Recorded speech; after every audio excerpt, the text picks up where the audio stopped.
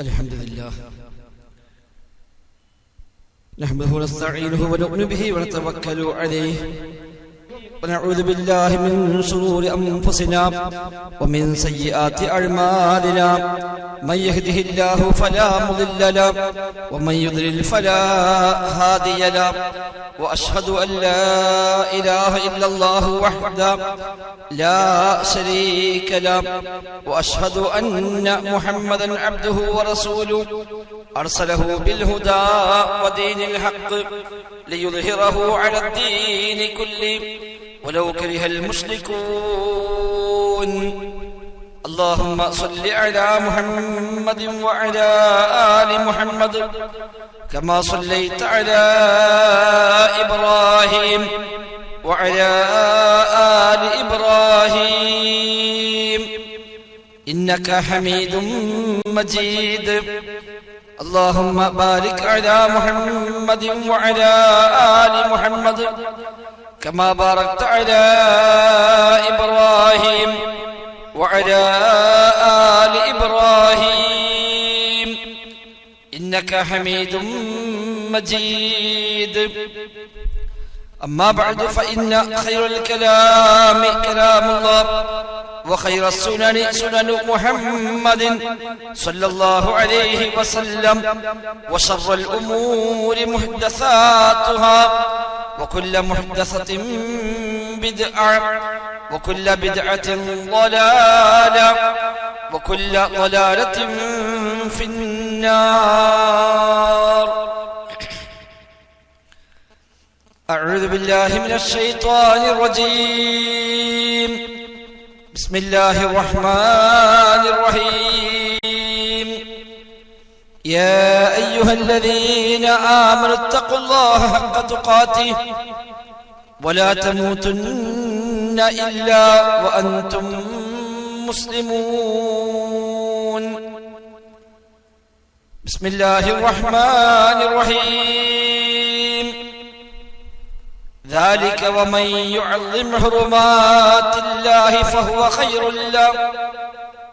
فهو خير له عند ربه وأحلت لكم الأنعام إلا ما يتلى عليكم فاجتنبوا الرجس من الأوثان واجتنبوا قول الزور حنفاء لله غير مشركين به ومن يشرك بالله فكأنما خر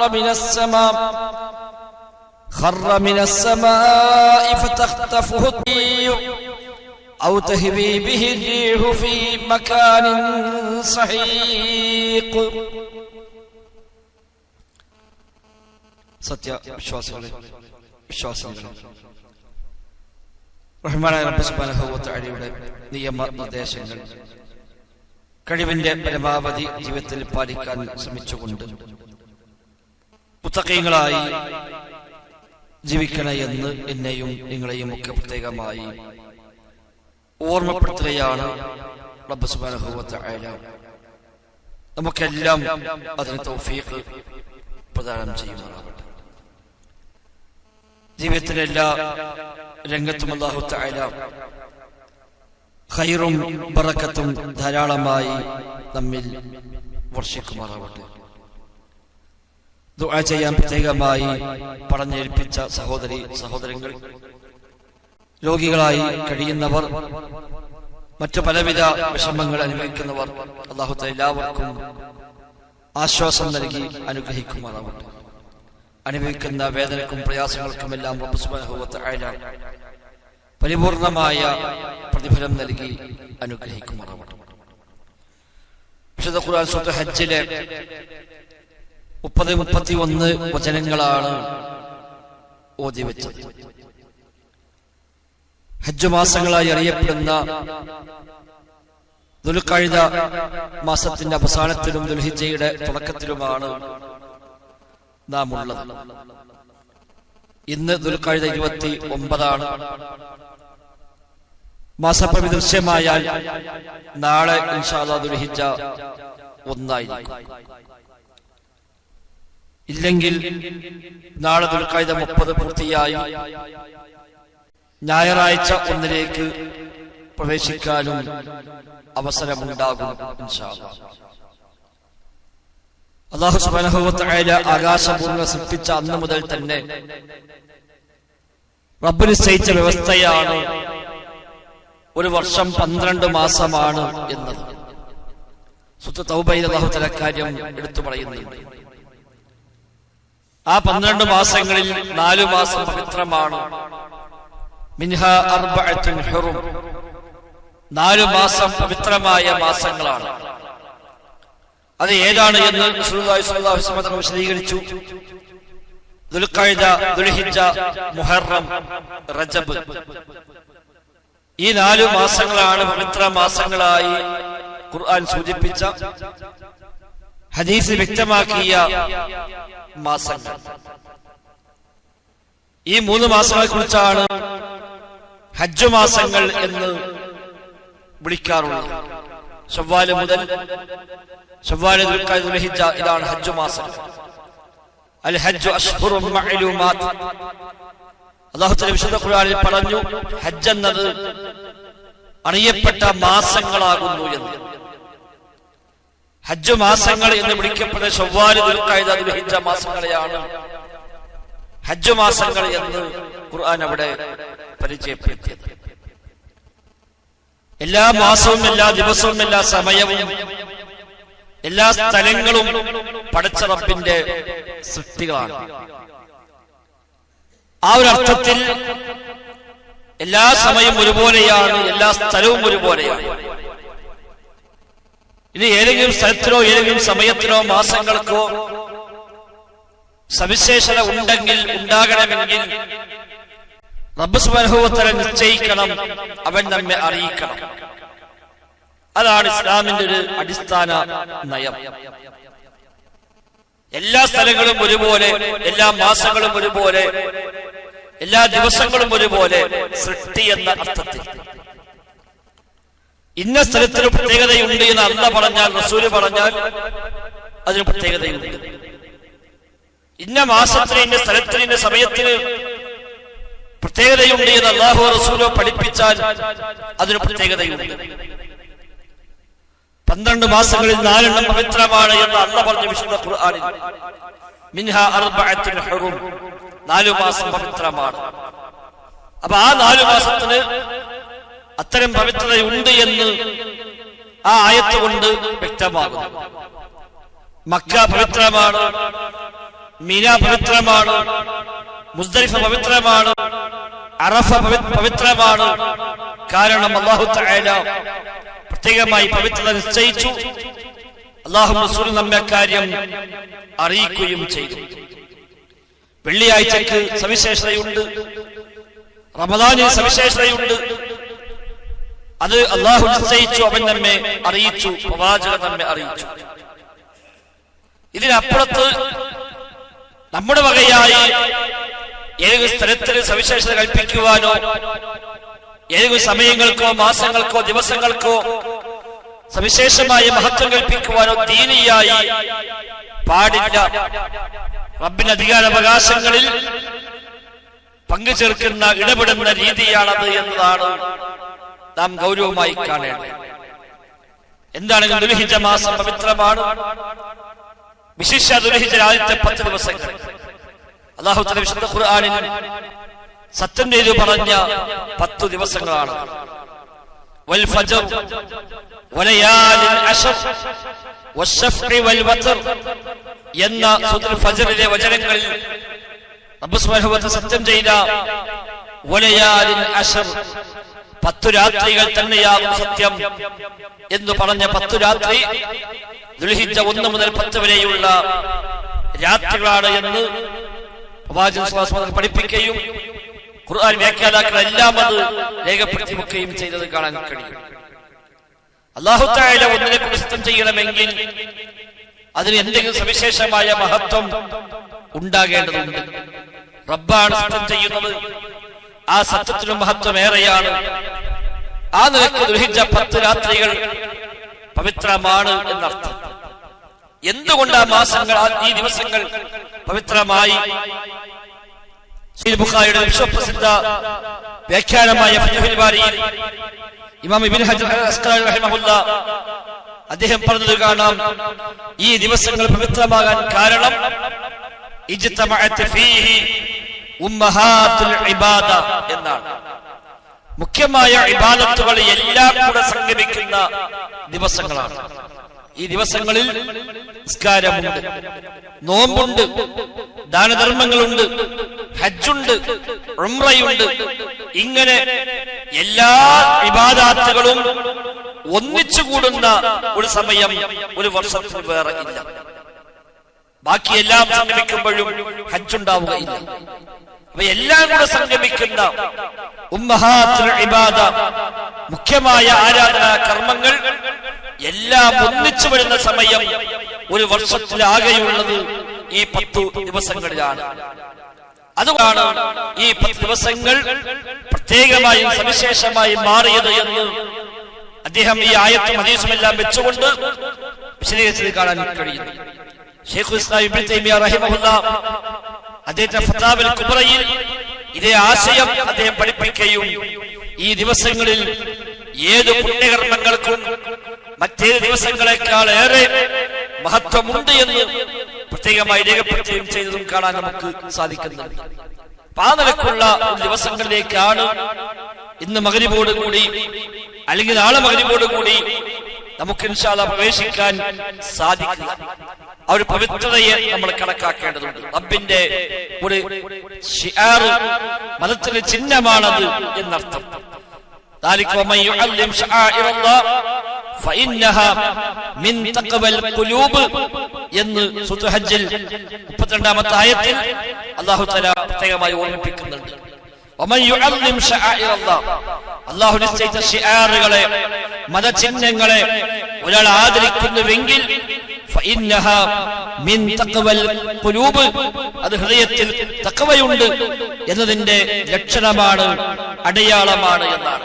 മതചിഹ്നമായി പരിചയപ്പെടുത്തി എന്തെല്ലാം ഉള്ളതെല്ലാം. പള്ളികൾ മതചിഹ്നമാണ്, ഖുർആൻ മതചിഹ്നമാണ്, ബലിമൃഗം മതചിഹ്നമാണ്, ദുൽഹിജ്ജ മാസം മതചിഹ്നമാണ്. അതേപോലെ മക്ക, മിന, മുസ്ദലിഫ, അറഫ തുടങ്ങിയ മഹത്വമേറിയ സ്ഥലങ്ങൾ അത് മതത്തിന്റെ ചിഹ്നമാണ്. ഇങ്ങനെ അല്ലാഹു നിശ്ചയിച്ച അത്തരം ശിആറുകളെ, മതചിഹ്നങ്ങളെ ആര് ആദരിക്കുന്നുവോ എങ്കിൽ അത് ഫഇന്നഹാ മിൻ തഖ്വൽ ഖുലൂബ്, അവന്റെ ഹൃദയത്തിൽ തഖ്വയുണ്ട് എന്നതിന്റെ ലക്ഷണമായാണ് അല്ലാഹു തആല എടുത്തു പറഞ്ഞത്. തഖ്വ ഭാഗമാണ്, ഈമാന്റെ ഭാഗമാണ്. റബ്ബ് ബഹുമാനിച്ചതിനെ ബഹുമാനിക്കുക, അവൻ ആദരിച്ചതിനെ ആദരിക്കുക, അവൻ മഹത്വം കൽപ്പിച്ചതിന് മഹത്വം കൽപ്പിക്കുക, അതെല്ലാം തഖ്വയുടെ ഭാഗമാണ് എന്നാണ്. ദുൽഹിജ്ജ 10 ബലിപെരുന്നാൾ ദിനമാണ്. 11, 12, 13 അയ്യാമുൽ തശ്രീഖാണ്, ബലിയറുക്കാൻ നിശ്ചയിക്കപ്പെട്ട ദിവസങ്ങളാണ്. ഹജ്ജിന്റെ കർമ്മങ്ങൾ നടക്കുന്ന ദിവസങ്ങളാണ്. ദുൽഹിജ്ജ 8 മിനായിലെത്തി അവർ ഹജ്ജിന്റെ കർമ്മങ്ങളിലേക്ക് അന്നത്തോടെ പ്രവേശിക്കുന്നു. യൗമുൽ തർവിയ, അതാ ദുൽഹിജ്ജ 8.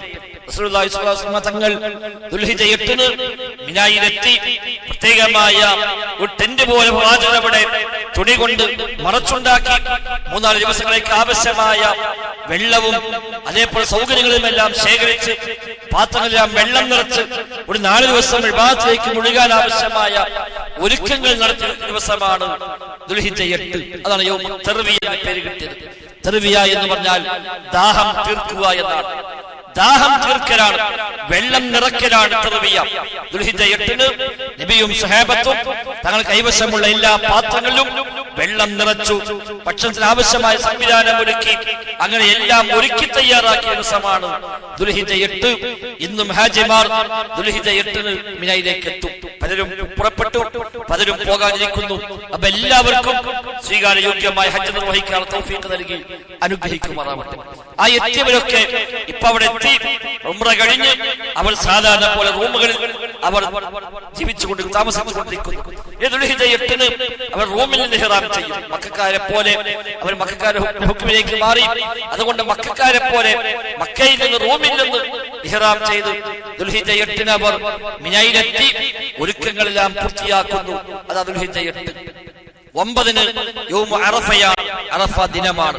എല്ലാവരും അറഫയിലേക്ക് പോകുന്നു രാവിലെ മുതൽ തന്നെ. അഥവാ ഒരാൾ 9-ന് എത്തിയാലും മതി, 8-ന് മിനായിൽ വന്നില്ല, 9-ന് നേരെ അറഫയിലേക്ക് എത്തിയാലും ഹജ്ജിന് കോട്ടമൊന്നുമില്ല. 8-ന് ഒരുക്കം മാത്രമാണ്, അന്ന് പ്രത്യേകമായ കർമ്മങ്ങളൊന്നും ചെയ്യാനില്ല. 9 അറഫയാണ്, അന്ന് രാത്രി മുസ്ദലിഫയാണ്. 10-ന് രാവിലെ തിരിച്ചവിടുന്ന് മിനയിലേക്ക് തന്നെ വരുന്നു. 10-ഉം 11-ഉം 12-ഉം 13-ഉം അവർ മിനയിൽ തന്നെ കഴിച്ചുകൂട്ടി ജംറകൾ എറിയലും അതേപോലെ പ്രാർത്ഥനകളും ദിക്റുകളും സ്വലാത്തുകളും ഖുർആൻ പാരായണവുമെല്ലാമായി ഇബാദത്തിൽ മുഴുകി ആ ദിവസങ്ങൾ അവർ കഴിച്ചുകൂട്ടുന്നു. റബ്ബ് സുബ്ഹാനഹു വ തആല മലക്കളെ നോക്കി അഭിമാനം കൊള്ളുന്ന ദിവസമാണ് അറഫ ദിവസമെന്ന് ഹദീസിൽ കാണാം. കാരണം മനുഷ്യരെ സൃഷ്ടിക്കാൻ തീരുമാനമെടുത്ത് ആ തീരുമാനം മലക്കൾ അറിയിച്ചപ്പോൾ അന്ന് മലക്കൾ ചോദിച്ച ചോദ്യമുണ്ട്, ലിമ തജഅലു ഫീഹാ മൻ യുഫ്സിദു ഫീഹാ വയസ്ഫികു ദിമാ. അല്ലാഹുവേ, കുഴപ്പമുണ്ടാക്കുന്ന, രക്തം ചിന്തുന്ന ഒരു ജനവിഭാഗത്തെ എന്തിനാണ് നീ ഭൂമിയിൽ സൃഷ്ടിക്കുന്നത് എന്ന് അന്ന് മലക്കൾ ചോദിച്ചപ്പോൾ റബ്ബ് കൊടുത്ത മറുപടി, അന്ന് നിങ്ങൾക്കറിയാത്തത് എനിക്കറിയാമെന്ന് മാത്രമാണ്. ഇന്നീ അഅ്ലമു മാ ലാ തഅലമൂൻ. നിങ്ങൾക്കറിയാത്തത് എനിക്കറിയാം എന്നാണ് അന്ന് അല്ലാഹു തആല നൽകിയ മറുപടി. എന്നാൽ ആ ചോദ്യത്തിന്റെ മറുപടി ഈ ഓരോ വർഷവും അറഫയിലൂടെ മനുഷ്യൻ അത് പ്രവൃത്തിപഥത്തിൽ ബോധ്യപ്പെടുത്തുകയാണ്. ലക്ഷങ്ങൾ വന്ന് ലബ്ബൈക് അല്ലാഹുമ്മ ലബ്ബൈക്, അല്ലാഹുവിനെ വിളിക്കുക, ഉത്തരം ചെയ്ത് വന്നിരിക്കുന്നു എന്ന് പറഞ്ഞ് അല്ലാഹു പറഞ്ഞ പോലെ വേഷം ധരിച്ച് അല്ലാഹു പറഞ്ഞ നിയമങ്ങളെല്ലാം പാലിച്ച് സുഗന്ധം ഉപയോഗിക്കാൻ പാടില്ല എന്ന് പറഞ്ഞു, അത് ഉപയോഗിക്കുന്നില്ല. തലമറക്കാൻ പാടില്ല എന്ന് പറഞ്ഞു, അത് മറക്കുന്നില്ല. തുന്നിക്കുട്ടിയ വസ്ത്രങ്ങൾ ധരിക്കാൻ പാടില്ലെന്ന് പറഞ്ഞു, ധരിക്കുന്നില്ല. അടിവസ്ത്രം പോലും ഒഴിവാക്കിക്കൊണ്ട് അല്ലാഹുവും റസൂലും എന്താണോ പഠിപ്പിച്ചത് അക്ഷരാർത്ഥത്തിൽ അത് പാലിച്ചുകൊണ്ട് സുഗന്ധം പോലും ഉപയോഗിക്കാതെ ബന്ധങ്ങളില്ലാതെ പരിപൂർണമായും റഹ്മാനായ റബ്ബിനെ സ്മരണയിലേക്ക് മാത്രമായി മുഴുകുകയും വല്ല ബന്ധങ്ങളും വന്നു പോയെങ്കിൽ അതിന് പ്രായശ്ചിത്തമായി എന്താണോ അല്ലാഹു നിശ്ചയിച്ചത് അത് ചെയ്യാൻ തയ്യാറായിക്കൊണ്ട് റബ്ബിന്റെ മുമ്പിലേക്ക് എല്ലാവരും ലക്ഷക്കണക്കായ മനുഷ്യന്മാർ ലോകത്തിന്റെ പല ഭാഗത്തു നിന്ന് ലബ്ബൈക് അല്ലാഹുമ്മ ലബ്ബൈക്, യാ റബ്ബേ നിന്റെ വിളിക്കുത്തരം ചെയ്ത് വന്നിരിക്കുന്നു എന്ന് പറഞ്ഞ് പ്രഖ്യാപിച്ചു വരുമ്പോൾ അല്ലാഹ് പറയും, മലക്കുകൾ കണ്ടോ എന്റെ അടിമകൾ കണ്ടോ, ഇല്ല അവൻ എന്നിലേക്ക് വന്നിരിക്കുന്നു. അവരുടെ മുടിയെല്ലാം ജടകുത്തി പൊടി പിടിച്ച് എണ്ണ തേക്കാതെ സുഗന്ധം ഉപയോഗിക്കാതെ എന്നിലേക്കില്ല അവയെല്ലാം വന്നിരിക്കുന്നു എന്ന് മലക്കോട് അല്ലാഹു തആല അഭിമാനം പറയുന്ന ദിവസമാണ് യൗമു അറഫ എന്ന് ഹദീസിൽ പഠിപ്പിക്കപ്പെടുന്നുണ്ട്. ഏറ്റവും മഹത്തായ ദുആ അന്നത്തെ ദുആയാണ് എന്ന് ഹദീസിൽ കാണാം. ഖൈറു ദുആഇ ദുആഉ അറഫ, അറഫയിലെ പ്രാർത്ഥനയാണ് ഏറ്റവും ഖൈറായ പ്രാർത്ഥന എന്ന് ഹദീസിൽ കാണാൻ സാധിക്കുന്നു. സഹോദരങ്ങളെ, ആ നിലയ്ക്ക് ഒരുപാട് ശിആറുകൾ, ഒരുപാട് മതചിഹ്നങ്ങൾ ഒന്നിച്ചു ചേരുന്ന സന്ദർഭമാണിത്. മാസത്തിന് പവിത്രതയുണ്ട്, ദിവസങ്ങൾക്കൊക്കെ പവിത്രതയുണ്ട്, എല്ലാ ഇബാദത്തും നടക്കുന്ന സന്ദർഭമാണ്. പവിത്രമായ ആ പ്രദേശങ്ങളിൽ ലക്ഷക്കണക്കായ ആളുകൾ വന്ന് റബ്ബിലേക്ക് കരമുയർത്തുന്ന ഏറ്റവും അധികം പ്രാർത്ഥന റബ്ബിലേക്ക് ഉയരുന്ന രാത്രങ്ങളാണ്. ആ നിലയ്ക്ക് അല്ലാഹു തആല സത്യം ചെയ്തു പറഞ്ഞു, വലയാദിൻ അശ്ർ, 10 രാത്രികൾ തന്നെയാകുന്നു സത്യം.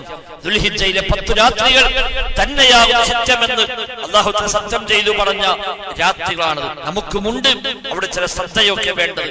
നബിതങ്ങൾ പറഞ്ഞു, ഏത് ദിവസങ്ങളും ചെയ്യുന്ന അമലുകളെക്കാളേറെ അല്ലാഹുക്ക് ഏറ്റവും ഇഷ്ടപ്പെട്ടത് ഈ ദിവസങ്ങളിലെ അമലുകളാണ് എന്നാണ്. ഏത് അമലും വർദ്ധിപ്പിക്കാം. ദുൽഹിജ്ജ 1 മുതൽ 10 വരെ എല്ലാ അമലിലും പ്രതിഫലം വർദ്ധിക്കുമെന്നർത്ഥം, മഹത്വം വർദ്ധിക്കുമെന്നർത്ഥം. അല്ലാഹു തആല ധാരാളം ആളുകൾക്ക് പാപമോചനം നൽകുന്ന, ധാരാളം ആളുകൾക്ക് നരകമോചനം നൽകുന്ന ദിവസമാണ്, സന്ദർഭമാണ്. ഹജ്ജ് കഴിഞ്ഞ് മടങ്ങി വരുമ്പോൾ ഒരു ഉമ്മ പ്രസവിച്ച ദിവസത്തെ പോലെ മടങ്ങുമെന്നാണല്ലോ ഹദീസിൽ പഠിപ്പിക്കപ്പെട്ടത്. അവന്റെ ഉമ്മ അവനെ പ്രസവിച്ചപ്പോൾ എത്രമാത്രം പരിശുദ്ധനായിരുന്നുവോ, ഒരു തെറ്റും സംഭവിച്ചിട്ടില്ലാത്ത, ഒന്നുമില്ലാത്ത അവസ്ഥയിലാണ് മടങ്ങി അന്ന് ഉമ്മയുടെ ഗർഭാശയത്തിൽ നിന്ന് ഭൂമിയിലേക്ക് വന്നതെങ്കിൽ അതുപോലെ പരിശുദ്ധനായി മടങ്ങിപ്പോരാൻ കഴിയുന്ന അമലാണ് ഹജ്ജ് എന്നത്.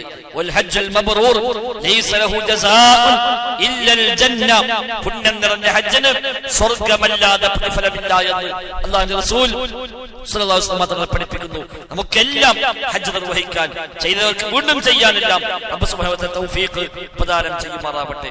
അങ്ങനെ എല്ലാ അമലും സംഗമിക്കുന്ന ദിവസങ്ങളിൽ നമുക്കുള്ളതും നബിതങ്ങൾ പറഞ്ഞു, എല്ലാ അമലിനും മഹറുമുണ്ട്. ഈ ദിവസങ്ങളിലെ അമൽ അല്ലാഹുക്ക് ഏറെ പ്രിയപ്പെട്ട പറയപ്പെട്ടതാണ് എന്നാണ്. അന്നത്തെ അമൽ ചെയ്യുന്ന ഒരാള് അയാളോളം എത്താൻ ഒരാൾക്കും കഴിയില്ല. ജിഹാദ് ചെയ്യുന്നവന് പോലും അത്ര ഉണ്ടാകില്ല എന്ന് സഹാബിമാർ ചോദിച്ചു നബിയോട്. അല്ലാഹുവിന്റെ റസൂലേ, ജിഹാദ് ചെയ്താൽ പോലും ഈ അമൽ ചെയ്യുന്നവനെ കൂലി കിട്ടില്ലേ? നബി പറഞ്ഞു, ഇല്ല, ജിഹാദിന് പോലും ഈ മഹത്വമില്ല. ഒരാൾ ജിഹാദിന് വേണ്ടി ഇറങ്ങുകയും തന്റെ സമ്പത്തും തന്റെ ശരീരവും പരിപൂർണമായി റബ്ബിന്റെ മാർഗത്തിൽ ത്യജിക്കുകയും ചെയ്താൽ അവൻ മാത്രമാണ് ഈ ദിവസങ്ങൾ അമൽ ചെയ്യുന്നവനേക്കാളും മുന്നിലേക്ക് എത്തുക. അല്ലാത്ത ഒരാളും ഇതിനേക്കാൾ മുന്നിലേക്ക് എത്തുക ഇല്ല എന്നാണ്. അതുകൊണ്ട് തന്നെ ഈ ദിവസങ്ങൾ ഉപയോഗപ്പെടുത്തുക. എല്ലാ അമലും വർദ്ധിപ്പിക്കാം. ദിക്റുകൾ, ദുആകൾ, തസ്ബീഹുകൾ, സ്വലാത്തുകൾ എല്ലാം വർദ്ധിപ്പിക്കാം. ഖുർആൻ പാരായണം വർദ്ധിപ്പിക്കാം. സ്വതക്ക വർദ്ധിപ്പിക്കാം. നോമ്പ് നോക്കാൻ കഴിയുമെങ്കിൽ നോമ്പെടുക്കാം. 1 മുതൽ 9 വരെ നോമ്പെടുക്കാം. പ്രത്യേകം നോമ്പ് സുന്നത്തായി പറഞ്ഞിട്ട്. എന്നാൽ ഏത് അമലും വർദ്ധിപ്പിക്കുന്ന കൂട്ടത്തിൽ ഒരു അമലാണ് നോമ്പ് എന്നത്. പള്ളിയുമായുള്ള ബന്ധങ്ങൾ വർദ്ധിപ്പിക്കാം. ആ നിലക്കൊക്കെ അമലുകൾ വർദ്ധിപ്പിക്കാൻ ഈ ദിവസങ്ങളിൽ നാം പ്രത്യേകമായി ശ്രദ്ധിക്കാം. ഉദ്ഹിയ്യത്ത് പ്രത്യേകമായ ആരാധനാ കർമ്മമാണ്. പ്രവാചകന്റെ മുൻപ് ജാഹിലിയ്യ കാലഘട്ടത്തിൽ പല മൃഗങ്ങളെയും പല ദൈവങ്ങൾക്ക് വേണ്ടി ബലിയർക്കുന്ന സമ്പ്രദായം അന്നുണ്ടായിരുന്നു. പലർക്ക് വേണ്ടിയും അന്ന് ബലിയുണ്ട്. ലാത്തക്കും ഉസ്സക്കും മനാത്തക്കും ഇബ്രാഹിം നബിക്കും ഇസ്മായിൽ നബിക്കും എല്ലാം അന്ന് ബലിയറുക്കാറുണ്ട്. എന്നാൽ അല്ലാഹു തആല പറഞ്ഞു, അതല്ല വേണ്ടത്, നിങ്ങൾ ബലിയറുക്കേണ്ടത് റബ്ബിന് വേണ്ടിയാണ്. വിഗ്രഹങ്ങളാകുന്ന മ്ലേച്ഛതയെ നിങ്ങൾ വെടിയുക, അതെല്ലാം ഒഴിവാക്കുക, റബ്ബിന്റെ മുമ്പിലേക്ക് എല്ലാം അർപ്പിക്കുക.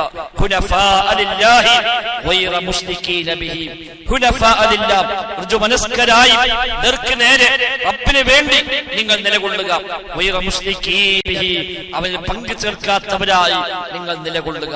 ഹജ്ജിന്റെ ഏറ്റവും വലിയ സന്ദേശം തൗഹീദിന്റെ സന്ദേശമാണ്. അല്ലാഹ്ക്ക് വേണ്ടി ജീവിതം മാറ്റിവെച്ച ഇബ്രാഹിം നബിയുടെ ജീവിതത്തിന്റെ ഭാഗം കൂടിയാണല്ലോ ഹജ്ജുമായി ബന്ധപ്പെട്ട കർമ്മങ്ങൾ. തൗഹീദിന്റെ പ്രഖ്യാപനമാണ്. അതുകൊണ്ട് ഇവിടെയും അല്ലാഹ് പറഞ്ഞു, റബ്ബിൽ പങ്കു ചേർക്കാത്തവരായിട്ട് വേണം നിങ്ങൾ നിലകൊള്ളാൻ. വല്ലവനും റബ്ബിൽ പങ്കു ചേർക്കുന്നുവെങ്കിൽ, ശിർക്ക് ചെയ്യുന്നുവെങ്കിൽ, ആകാശത്ത് നിന്ന് വീണവനെ പോലെയാകുന്നു അവൻ എന്നാണ്. അല്ലാഹുവിൽ പങ്കു ചേർത്തവൻ ആകാശത്ത് നിന്ന് വീണവനെ പോലെ. ആകാശത്ത് നിന്ന് വീണാൽ ഭൂമിയിലേക്ക് എത്തുകയില്ല. ഗുരുത്വാകർഷണത്തിനപ്പുറത്തേക്ക് പോയാൽ ഭൂമിയിലേക്ക് എത്തുകയില്ല, ഭാരം അനുഭവപ്പെടുകയില്ല. അങ്ങനെ വീണ ഒരാള്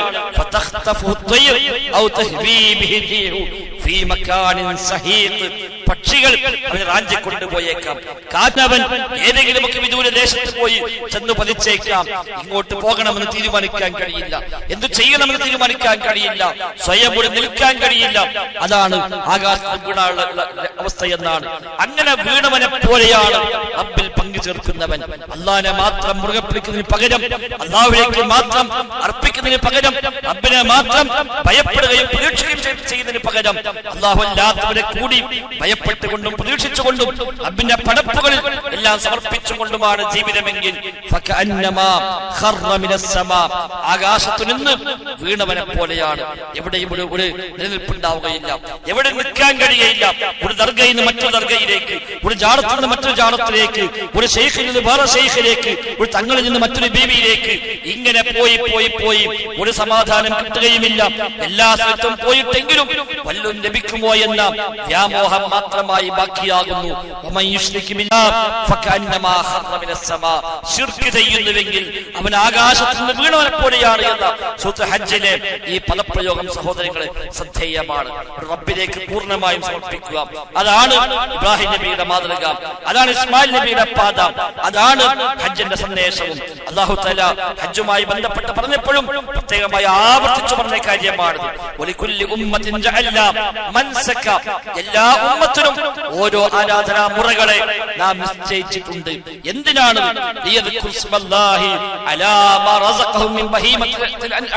നാം നിങ്ങൾക്ക് നിശ്ചയിച്ചു തന്ന ബലിമൃഗങ്ങളിൽ റബ്ബിന്റെ നാമം സ്മരിക്കുവാനാണ് അല്ലാഹ് നിശ്ചയിച്ചത്. അല്ലാഹ് ബലി നിശ്ചയിച്ചത് അതിനാണ് എന്നാണ്. എന്തിനാ ബലി അല്ലാഹ് ബലി നിശ്ചയിച്ചത്? അല്ലാഹുവിന്റെ പേര് അവർ ഉച്ചരിക്കണം. അലാമാ റസഖഹും മിൻ ബഹീമത്തിൽ അൻആം. അവർക്ക് നൽകിയ കന്നുകാലികളുടെ മേൽ അല്ലാഹുവിനെ നാമം സ്മരിക്കുവാനാണ് ബലി നിശ്ചയിച്ചിരിക്കുന്നത്. ഫഇലാഹുക്കും ഇലാഹും വാഹിദ്, അതിനാൽ നിങ്ങളുടെ ഇലാഹ് ഏകനായ ഇലാഹാണ്. ഫലഹു അസ്ലിമു, അവന് നിങ്ങൾ പരിപൂർണമായും കീഴ്പ്പെടൂ എന്ന് അല്ലാഹു തആല പ്രത്യേകമായും ഓർമ്മപ്പെടുത്തിയാണ്. ബലി പറഞ്ഞപ്പോഴും അല്ലാഹ്ക്ക് മാത്രം എന്ന് പറഞ്ഞു, അത് അല്ലാഹ്ക്ക് മാത്രം കീഴ്പ്പെടണമെന്ന് പറഞ്ഞു. അവനെ നാമം സ്മരിക്കാനാണ് ബലി നിശ്ചയിച്ചത് എന്ന് പറഞ്ഞു. മൃഗങ്ങളെ ബലിയെടുക്കേണ്ടത് പടച്ച റബ്ബിന് വേണ്ടി മാത്രമാണ്. ബദരീങ്ങൾക്ക് അറിവില്ല, ശ്രോതാക്കന്മാർക്ക് അറിവില്ല, ഏതെങ്കിലും ഖബറാളിക്ക് വേണ്ടി അറിവില്ല. ജാഹിലിയ്യക്കാലത്ത് ഏർപ്പെടാണതൊക്കെ. ഫസല്ലി റബ്ബിക വൻഹർ, നിന്റെ റബ്ബിന് വേണ്ടി നീ നിസ്കരിക്കുക. വൻഹർ, റബ്ബിന് വേണ്ടി നീ ബലി അറുക്കുകയും ചെയ്യുക എന്ന് അല്ലാഹു തആല പരിചയപ്പെടുത്തുന്നു. ധാരാളമായ ആയത്തുകൾ, വ്യത്യസ്തമായ ശൈലികൾ അല്ലാഹു തആല ഹജ്ജുമായി ബന്ധപ്പെട്ട ഈ വിഷയം പറയുന്നിടത്തെല്ലാം തൗഹീദിന്റെ വലിയ വലിയ അധ്യാപനങ്ങളെ പഠിപ്പിച്ചതായി കാണാൻ സാധിക്കും. അതെല്ലാം ഉൾക്കൊണ്ടുകൊണ്ട് റബ്ബിലേക്ക് മനസ്സറിഞ്ഞു മടങ്ങി എനിക്ക് അല്ലാഹ് മതി, ഹബിയല്ലാഹ് എനിക്ക് അല്ലാഹ് മതി, ഹസ്ബുനല്ലാഹ് ഞങ്ങൾക്ക് അല്ലാഹ് മതി എന്ന് പ്രഖ്യാപിക്കുകയും മനസ്സോട് ഉൾക്കൊള്ളുകയും ചെയ്തുകൊണ്ട് തൗഹീദിന്റെ വാഹകരായി ഈ പുണ്യ ദിനങ്ങളെ, മാസങ്ങളെ ഉപയോഗപ്പെടുത്താൻ ശ്രമിക്കുക. ജീവിതം മുഴുവൻ ആ നിലക്ക് അബ്ബ് പഠിപ്പിച്ച വഴിയിൽ തന്നെ ക്രമീകരിക്കാൻ നാം പരിശ്രമിക്കുക. അല്ലാഹു തആല തൗഫീഖ് പ്രദാനം ചെയ്യുമാറാവട്ടെ. അൽഹംദുലില്ലാഹ് നഹ്മദുഹു വനസ്തഈനുഹു വനുഅ്മിനു ബിഹി വനതവക്കലു അലൈഹി. اللهم صل على محمد وعلى آل محمد كما صليت على إبراهيم وعلى آل إبراهيم إنك حميد مجيد.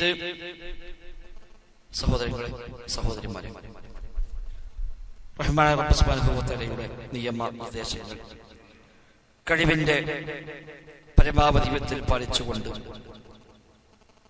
മുത്തഖീങ്ങളായി ജീവിക്കണേ എന്ന് ഒരിക്കൽ കൂടെ ആവർത്തിച്ച് ഓർമ്മപ്പെടുത്തുകയാണ്.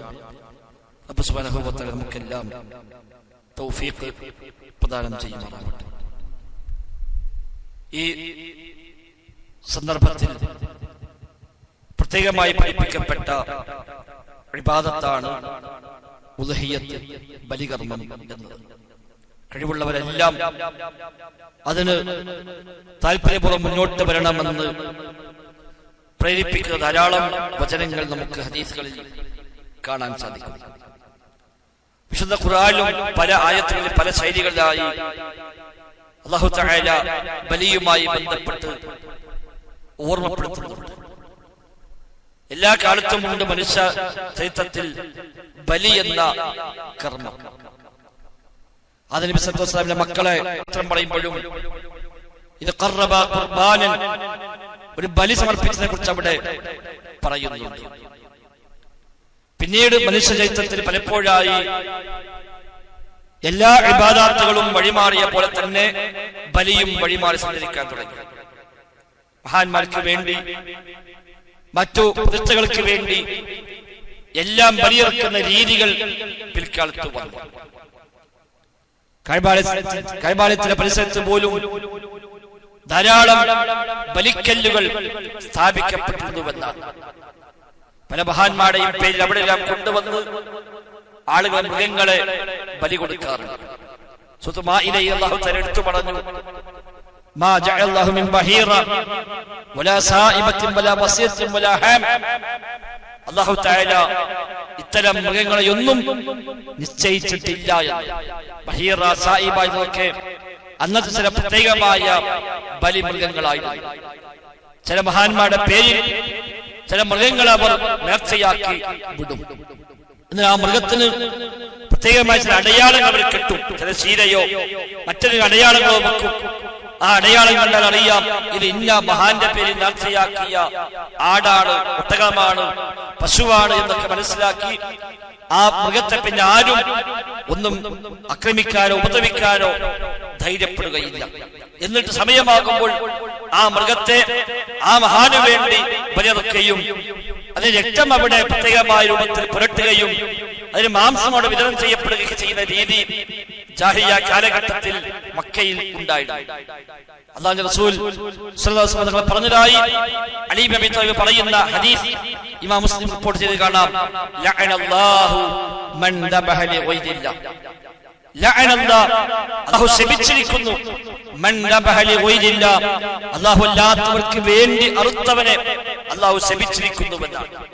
അല്ലാഹു അല്ലാത്തവർക്ക് വേണ്ടി അറുത്തവനെ അല്ലാഹു ശപിച്ചിരിക്കുന്നു എന്ന് നബി തങ്ങൾ പറഞ്ഞു എന്ന് അലി ഇബ്നു അബീ ത്വാലിബ് റളിയല്ലാഹു ഉദ്ധരിക്കുന്നത് ഇമാം മുസ്ലിം റിപ്പോർട്ട് ചെയ്ത ഹദീസിൽ കാണുന്നു. അത്ര ഗൗരവത്തിലാണ് നബി തങ്ങൾ കാര്യം എടുത്തു പറഞ്ഞത്. സമാനമായ പ്രഖ്യാപനങ്ങളും ഹദീസിൽ കാണാം. അവിടെ അറിവ് അല്ലാഹു തആലക്ക് വേണ്ടി മാത്രം, അല്ലാഹുക്ക് വേണ്ടി അല്ലാത്തൊരു അറിവ് പുണ്യം പ്രതീക്ഷിച്ചുകൊണ്ട് പ്രത്യേകമായ ബലിയായിക്കൊണ്ട് പഠിപ്പിക്കപ്പെട്ടിട്ടില്ല. അത് ശിർക്കിന്റെ ആശയമാണ്, റബ്ബിൽ പങ്കു ചേർക്കലാണ്. കാരണം ബലി എന്നുള്ള ഇബാദത്താണ്. ആ ബലി മഹാന്മാർക്ക് വേണ്ടിയായാൽ അവർക്കുള്ള ഇബാദത്തായി മാറി, പ്രതിഷ്ഠകൾക്ക് വേണ്ടിയായാൽ അവക്കുള്ള ഇബാദത്തായി മാറി, പ്രതിമകൾക്ക് വേണ്ടിയായാൽ അതിനുള്ള ഇബാദത്തായി മാറി. അവയൊന്നും ഇബാദത്തിന് അർഹരല്ല. അതിനാൽ അത്തരം അറിവ് റബ്ബിന് വേണ്ടി മാത്രമേ നിർവഹിക്കാവൂ എന്ന അടിസ്ഥാന ആശയമാണ്. ഇത് ആ അറിവിനെ അല്ലാഹു പ്രോത്സാഹിപ്പിച്ചു, അല്ലാഹുവിന് വേണ്ടി ഉള്ളതിനെ. നിബിധങ്ങൾ ഈ ഒരു രംഗത്ത് വലിയ സൂക്ഷ്മത പഠിപ്പിച്ചതായി കാണാൻ കഴിയും. ഒരിക്കൽ ഒരു സ്വഹാബി നബിയോട് വന്ന് ചോദിക്കുന്നു, നബിയെ, ഞാനൊരു മൃഗത്തെ അറുക്കുവാൻ വേണ്ടി നേർച്ചയാക്കിയിട്ടുണ്ട്. ബുവാന എന്ന സ്ഥലത്ത് വെച്ച് ഒരു മൃഗത്തെ അറുത്ത് വിതരണം ചെയ്യാൻ ഞാൻ പ്രത്യേകമായി നേർച്ച നേർന്നിരിക്കുന്നു നബിയെ എന്ന് ചോദിക്കുമ്പോൾ നബി തങ്ങൾ ചോദിച്ചത് കാണാം, എന്താ ബുവാന വെച്ചറക്കുന്നത്? അവിടെ ജാഹിലിയ്യ കാലത്ത് വല്ല ഇത്തരം ബലികൾ നടന്ന സ്ഥലമാണോ എന്നാണ്. അല്ല, അങ്ങനെ ഒന്നുമില്ല അവിടെ. ഇത് അവിടെ വല്ല വിഗ്രഹങ്ങളും പഴയ കാലത്ത് ഉണ്ടായിരുന്നുവോ? ഇല്ല, അതുമില്ല. നബി തങ്ങൾ പറഞ്ഞു, എങ്കിൽ ഇന്ന് നേർച്ച നീ പൂർത്തിയാക്കുക. കണ്ടോ, അല്ലാഹുവിന് വേണ്ടിയാ നേർച്ച. അല്ലാഹുവിന്റെ തൃപ്തിക്ക് വേണ്ടി പ്രതിഫലം കാക്ഷിച്ചുകൊണ്ടാണ് ഒരു മൃഗത്തെ അടുത്ത് വിതരണം ചെയ്യുന്നത്. എന്നിട്ട് പോലും നബി തങ്ങൾ ചോദിക്കുകയാണ്, അവിടെ വല്ല വിഗ്രഹം പണ്ടുണ്ടായിരുന്നുവോ? അവിടെ വല്ല അറബുകളും പഴയ കാലത്ത് നടന്നിരുന്നുവോ? ഒന്നുമില്ല, എന്നാ പൂർത്തിയാക്കിക്കോന്ന്. അപ്പൊ അല്ലാഹുവിന് വേണ്ടി ആണെങ്കിൽ പോലും ശിർക്കിന്റെ ചില ആസാറുകൾ ശേഷിപ്പോൾ ബാക്കിയുണ്ടെങ്കിൽ അതുപോലും ശ്രദ്ധിക്കാനാണ് അല്ലാഹു റസൂൽ സ്വല്ലല്ലാഹു അലൈഹി വസല്ലം തങ്ങൾ ഇവിടെ ഇക്കാര്യം പഠിപ്പിക്കുന്നത്. ബലി കർമ്മം എന്നത് അല്ലാഹുവിന് വേണ്ടി മാത്രം സമർപ്പിക്കേണ്ട ഒന്നാണ്. ഫസല്ലി ലിറബ്ബിക വൻഹർ, റബ്ബിന് വേണ്ടി നിസ്കരിക്കുക, റബ്ബിന് വേണ്ടി നീ അറവ് നടത്തുകയും ചെയ്യുക. ആ ബലി മൃഗം എന്നതും ഒരു മതചിഹ്നമാണ്. ബലിമൃഗം അതൊരു മതചിഹ്നമാണ്, ഷിആറാണ്.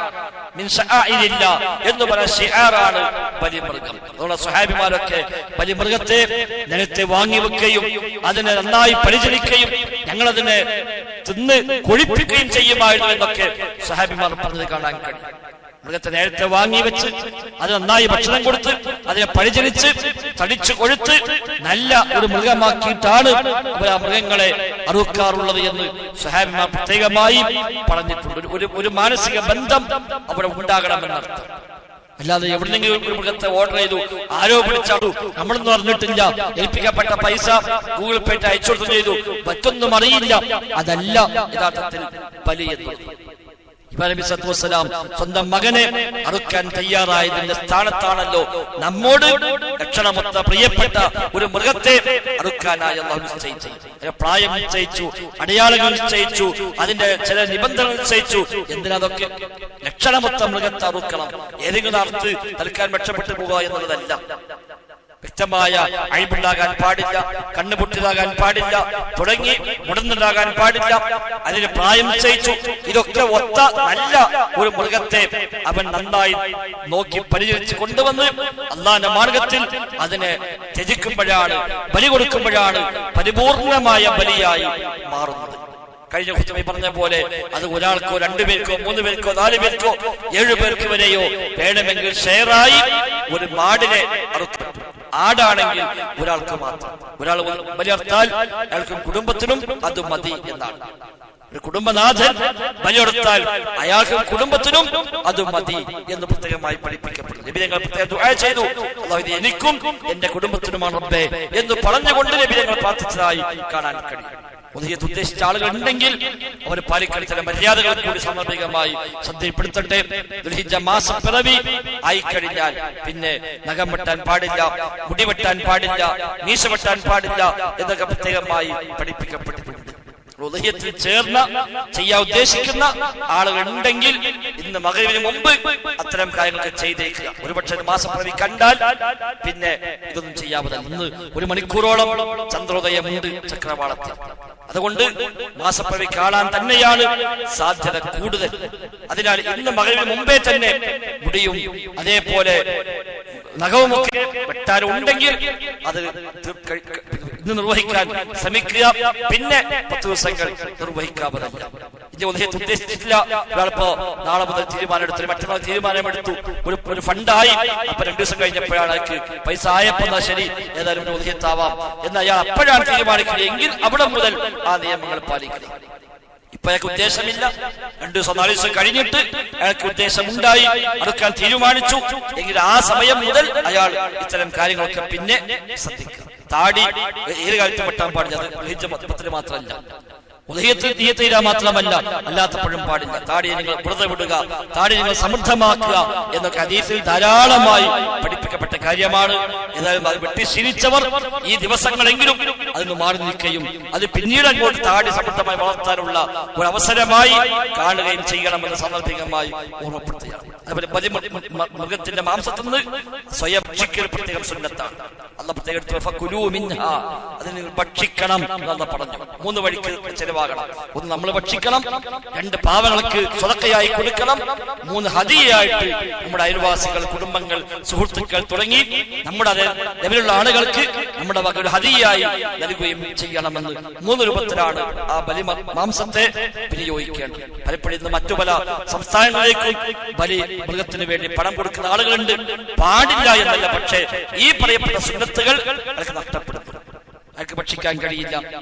ആ മൃഗത്തെ എങ്ങനെ അവിടെ വിനിയോഗം ചെയ്തു എന്നറിയില്ല, എപ്പോഴാണ് അറുത്തത് എന്നറിയില്ല, നിശ്ചയിക്കപ്പെട്ട സമയത്ത് അറുത്തിട്ടുണ്ടോ, അതിന്റെ എല്ലാ നിബന്ധനയും പാലിച്ചിട്ടുണ്ടോ എന്നൊക്കെ ഉറപ്പുവരുത്താൻ പലപ്പോഴും സാഹചര്യം ഉണ്ടാകാറില്ല. ഇതൊക്കെ ചെയ്യുന്ന വിശ്വസയോഗ്യരായ ആളുകളാണ്, അത്തരം സംഘമാണ് ചെയ്യുന്നത് എങ്കിലാവാം, പാടില്ല എന്നല്ല. പക്ഷെ അപ്പോഴും നമ്മൾ ഭക്ഷിക്കുക എന്ന സുന്നത്ത് നഷ്ടപ്പെട്ടു പോകുന്നു. അതുകൊണ്ട് നമ്മൾ നമ്മുടെ നാട്ടിൽ നിർവഹിക്കൽ തന്നെയാണ് അഭികാമ്യം. നാം അത് സാക്ഷിയാവുക, അറബിന്റെ സമയത്ത് അവിടെ ഉണ്ടാവുക, കഴിയുമെങ്കിൽ അതിനൊരു പരിചരിക്കാൻ കൂടി ദിവസങ്ങൾ കൃത്യം ഉപയോഗപ്പെടുത്തുക. അങ്ങനെ അതിന് മാംസം നമ്മൾ ഭക്ഷിക്കുക, കുടുംബത്തിന് നൽകുക, അയൽവാസികൾക്ക് നൽകുക. ഇതൊക്കെ അതിന്റെ പൂർണ്ണതയുടെ ഭാഗം തന്നെയാണ്. അതിനൊക്കെ പരമാവധി സുന്നത്ത് പ്രകാരം തന്നെ കാര്യങ്ങൾ നിർവഹിക്കാൻ നാം പരിശ്രമിക്കുക. ആയുഷ്കാലം അല്ലാഹുവിനെ സൂക്ഷിച്ചുകൊണ്ട് തഖ്വയോടെ ക്രമീകരിക്കാൻ പരിശ്രമിക്കുക. അല്ലാഹു തൗഫീഖ് പ്രദാനം ചെയ്യുമാറാവട്ടെ. അതുപോലെ ദുൽഹിജ്ജ 9 അറഫ നോമ്പ് പ്രത്യേകമായ സുന്നത്തുണ്ട്. 2 വർഷത്തെ പാപം പൊറുക്കപ്പെടുമെന്ന് നബി തങ്ങൾ പറഞ്ഞ നോമ്പാണ് ദുൽഹിജ്ജ 9 നോമ്പ്. ദുൽഹിജ്ജ 9 പേരാണ് യൗമു അറഫ. നമ്മുടെ നാട്ടിൽ ദുൽഹിജ്ജ 9 എന്നാണോ അതാ നമ്മുടെ യൗമു അറഫ. ദുൽഹിജ്ജ 10 നമ്മുടെ യൗമുൻ നഹർ, അറബിന്റെ ദിവസം. ഹാജിമാർ അറഫയിൽ വന്നോ ഇല്ലേ എന്നുള്ളതല്ല. കോവിഡ് കാലത്തൊക്കെ പലപ്പോഴും ഹജ്ജ് പോലും മുടങ്ങിയ സാഹചര്യം ഉണ്ടപ്പോഴും ദുൽഹിജ്ജ 9 പേര് യൗമു അറഫ എന്നാണ്. യൗമുൽ ജുമുഅ എന്ന് ഈ ദിവസത്തിന്റെ പേരുള്ള പോലെ തന്നെ ജുമുഅ നടന്നില്ലെങ്കിലും ഈ ദിവസത്തിന്റെ പേര് യൗമുൽ ജുമുഅ എന്നാണ്. എന്ന പോലെ ദുൽഹിജ്ജ 9 പേരാണ് യൗമു അറഫ, 10 പേരാണ് യൗമുൻ നഹർ, 11, 12, 13 പേരാണ് അയ്യാമുത് തശ്രീഖ്. അതുകൊണ്ട് നമ്മുടെ നാട്ടിൽ ദുൽഹിജ്ജ 9 എന്നാണോ അന്ന് നാം നോമ്പെടുക്കുക. ഹാജിമാർ അറഫയിൽ വരുമ്പോൾ നോമ്പെടുക്കുക എന്ന് ലോകത്ത് മുഴുവനും പ്രയോഗിക്കാൻ കഴിയുന്ന ഒന്നല്ല. ഹാജിമാർ വരുന്ന സമയത്ത് ലോകത്തെ പല രാജ്യങ്ങളിൽ പല സമയമാണ്. അപ്പൊ രാത്രിയുള്ള സമയമുണ്ട്, അല്ലാത്ത രാജ്യങ്ങളുണ്ട്. പല രാജ്യത്തും പല രൂപത്തിലാണ്. ഹാജിമാർ അവിടെ എത്തുക ഏതാണ് അവിടുത്തെ ളുഹറോട് കൂടിയാണ്. അപ്പോഴേക്കും നമുക്കിവിടെ ഏതാണ് അസ്റായി കഴിഞ്ഞു. അവിടെ ഹാജിമാരുടെ കൂടെ കൂടുക എന്ന ഐക്യദാർഢ്യം എന്ന ഒന്നല്ല. ഹാജിമാർക്ക് ഈ നോമ്പില്ലതാനും നമുക്ക് സുന്നത്തുമില്ല അങ്ങനെ നോമ്പ്. അതുകൊണ്ട് അവിടെ ആളെത്തിയോ ഇല്ലേ നോക്കിയിട്ടല്ല നമ്മുടെ നോമ്പ് നോക്കാൻ പറഞ്ഞു. ദുൽഹിജ്ജ 9 നമ്മുടെ നോമ്പ്. ഈ 1 മുതൽ 9 വരെ നോക്കാൻ കഴിയുമോ? എല്ലാ കാര്യം നേരത്തെ പറഞ്ഞ പോലെ എല്ലാ അമലും വർദ്ധിപ്പിക്കുക എന്ന അർത്ഥത്തിൽ ഒരാൾക്ക് നോമ്പും വേണമെങ്കിൽ ഈ ദിവസങ്ങൾ നോക്കാം. എന്താണ് കഴിവിന്റെ പരമാവധി നന്മകൾ വർദ്ധിപ്പിക്കാൻ പരിശ്രമിക്കുക. അല്ലാഹു തൗഫീഖ് പ്രദാനം ചെയ്യുമാറാവട്ടെ. اللهم ربنا آتنا في الدنيا حسنة وفي الآخرة حسنة وقنا عذاب النار. اللهم اغفر للمؤمنين والمؤمنات والمسلمين والمسلمات الأحياء منهم والأموات إنك مجيب الدعوات وقاضي الحاجات. ربنا اصرف عنا عذاب جهنم إن عذابها كان غراما إنها ساءت مستقرا ومقاما. اللهم ربنا تقبل منا ربنا تقبل منا ربنا تقبل منا إنك أنت السميع العليم وتب علينا إنك أنت التواب الرحيم. وصلى الله وسلم على محمد وآله وصحبه أجمعين والحمد لله رب العالمين.